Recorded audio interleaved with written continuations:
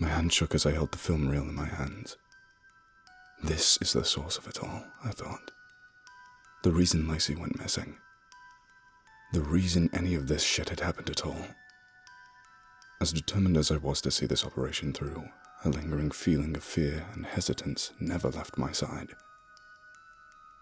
"What's the film like exactly?"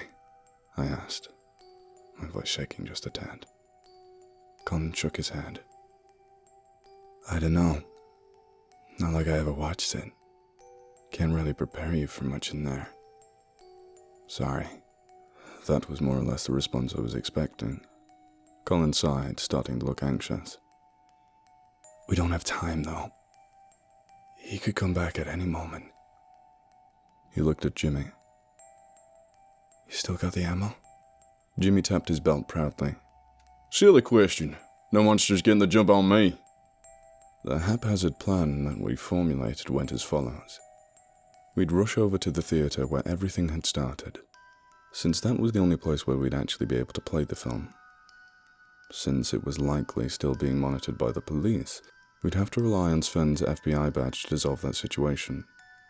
According to Colin, if Mr. Blank's projection hadn't come back to attack us before we managed to enter the theater, it sure as hell was going to be there once we did. And of course, it was going to be aggressive. That's where Jimmy comes in. He was going to keep it distracted whilst Colin set up the film. Once he did, Sven and I would be the ones to watch it. He wanted to save his wife. I wanted to save Lacey. Neither of us were backing down. Colin also gave us some very much needed details regarding the film itself, even though a lot of it was just speculation on his part. Supposedly, the film does something strange to the viewer's state of mind. The film exists in one plane of existence, Mr. Blank's. We exist on our own. So how does somebody transverse the gap and move from one to the other? Well, we could really only theorize here. Colin claimed it was about the emotions.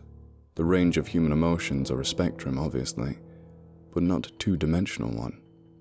With happiness and sadness, distress and calm, pain and pleasure at their respective extremes. Nearly every feeling spurred on by activities in our daily lives are different.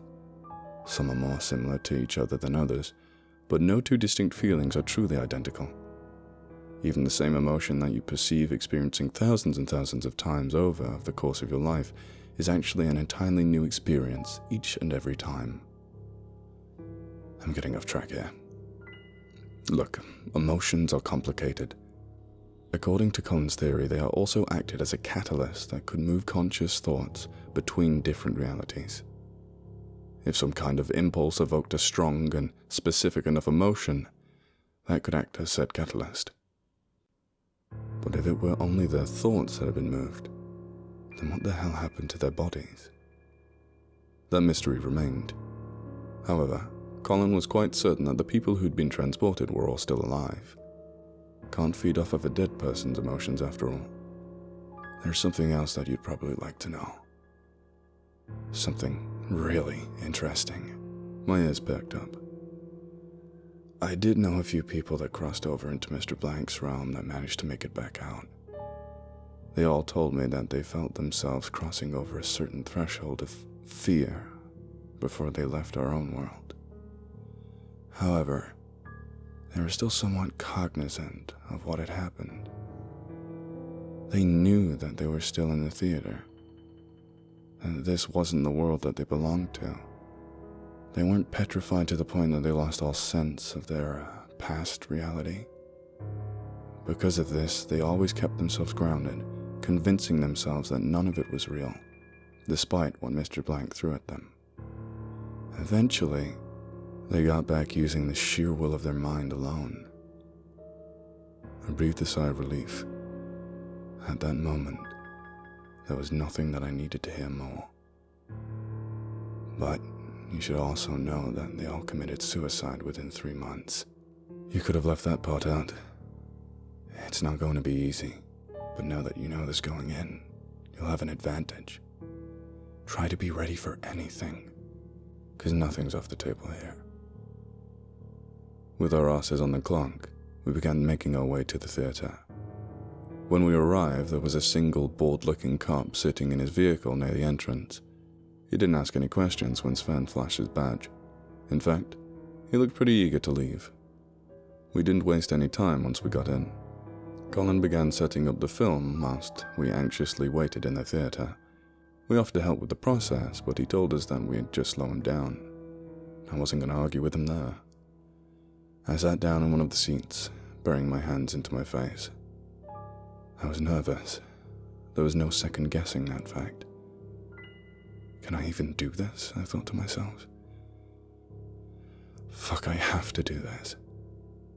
I felt somebody put a hand on my lap. At first, I thought it was Sven trying to comfort me.